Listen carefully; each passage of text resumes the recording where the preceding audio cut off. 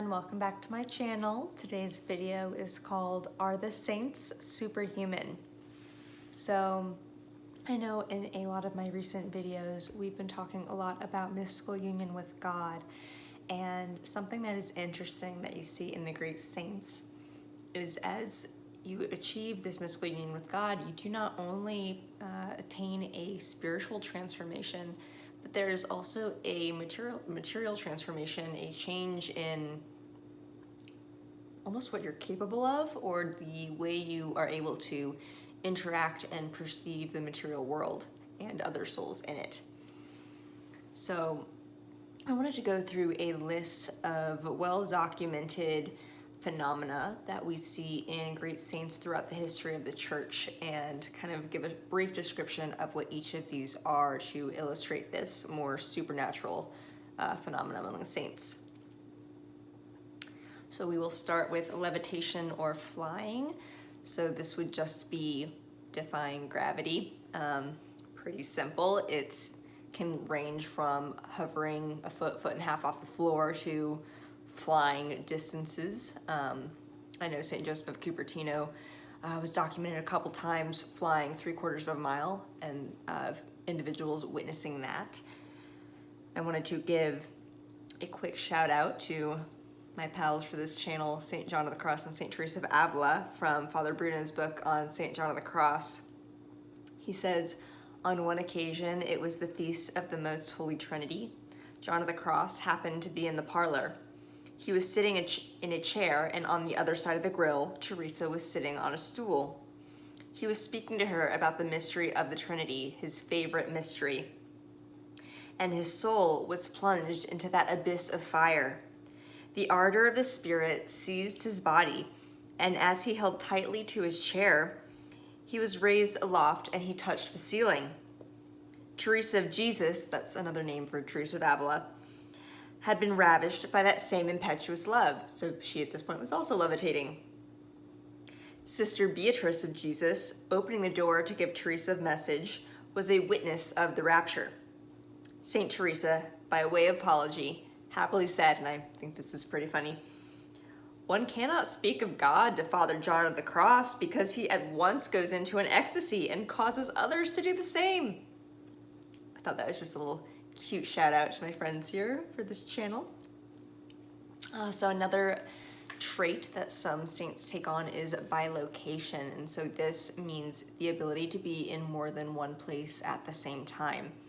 And so there are instances of individuals who were maybe cloistered, so they never left their convent, let's say, and they were able to report on what other locations looked like in detail, and then they claimed that they could do so because they had been there. And then there are other accounts of individuals who never left their home country but were seen by individuals on other continents, multiple continents. So that's something to check out. The next trait is reading souls. You often see the documented cases of this in the church among saints who are priests and give confessions, and so someone will come to them and for a confession, and this saint will be able to perceive whether or not this person is giving an honest and complete confession.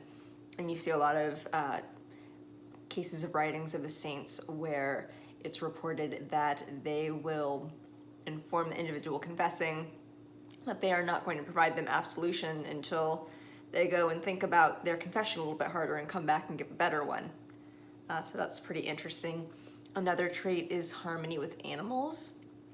So with this quality, you will see just kind of an uncanny cooperation between wildlife and these saints.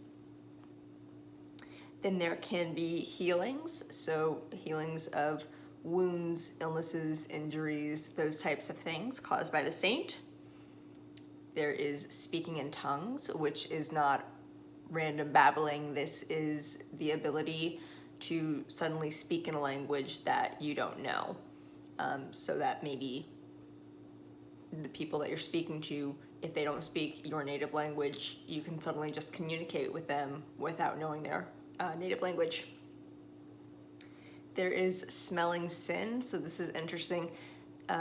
This is a saint will be able to smell a foul smell from someone who's not in a state of grace, and this is to the point where saints will report becoming nauseated because someone who's in a state of sin walks into the room, a state of mortal sin. There is odor of sanctity, so this is often described as a floral-like perfume coming from a saint who is not wearing perfume. There are cases of fasting on the Eucharist alone, and there are cases where individuals have gone more than a decade where all they've subsisted on is that one-time daily Eucharist, and these have been medically examined and documented and verified. There are incorrupt bodily remains of saints, so a great saint will pass away and then they will exhume their body years, decades later and find that their body has not decomposed at all. And there are saints who have raised individuals from the dead. A good example to check out on this would be Saint Vincent Ferrer. And then finally, the stigmata, where saints will start to bear the wounds of Christ, so on their hands, feet, and side, and these will actually bleed and be painful to the saint.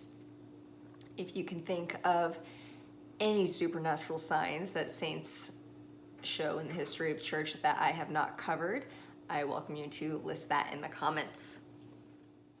I think it's important to emphasize a lot of times we think about these miraculous saints and they seem like they're so far away in history. I think that's why St. Padre Pio is so popular, is because he's an example of a modern great saint who had these supernatural gifts. And I don't know, I personally know a priest who I have heard encounters with other individuals I know of their interactions with him where they've claimed that he has the odor of sanctity. He's told stories of himself by locating. He can read souls. I even at Mass on one instance saw him deny someone communion without a word, certainly because he knew that they were not in a state of grace. So I'm just feeling called to emphasize that these supernatural gifts are not something from a long ago time. These graces are available currently, and they always have been. And, you know, just to emphasize the scripture passage in Romans, when sin abounds, grace abounds all the more. So we can only imagine with the state of the world that we're seeing right now, the amount of grace that's available right now. And so to answer the question, are the saints superhuman? I would say absolutely not. The saints are what we were made to be. You know, humanity is made in the image and likeness of God, and we were made, you know, we came from God, and as the Catechism says, we were made to return to God. And ideally, that's not in the next life, that's in this life. We choose to return to Him while we're here on earth and to be in union with Him. And so I know we've been talking a lot about mystical union and what that looks like. And so, you know, I just feel that in the times that we're in, where grace must be abounding so much because sin is abounding so much, that it seems to me that this level of union with God, it certainly must be becoming more widely available. And so I think it's important to encourage everyone to really seek after sainthood, because I think it's maybe now more accessible than ever, because potentially never in salvation history have we needed more saints than we do right now.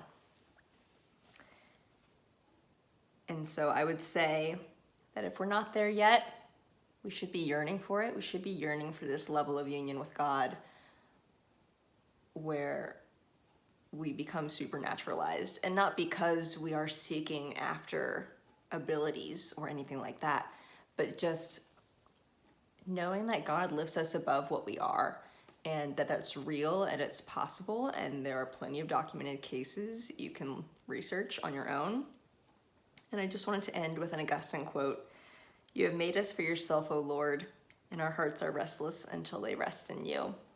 And I think that is becoming ever more evident as we see just the disruption in souls in society, even over the past year, to see the tumult that people are going through. And truly there is no greater peace than mystical union with God, so we should all be looking for that. In my next video, I've been trying to build up a little bit to talk about the triumph of the Immaculate Heart. So in my next video, I'm hoping to answer the question from my perspective, from my understanding, what is the triumph of the Immaculate Heart? Because we talk about it a lot as Catholics, and maybe we haven't talked about what is it actually. So be on the lookout for that. Thanks for joining me. Remember to like, subscribe, and share. Thanks, guys.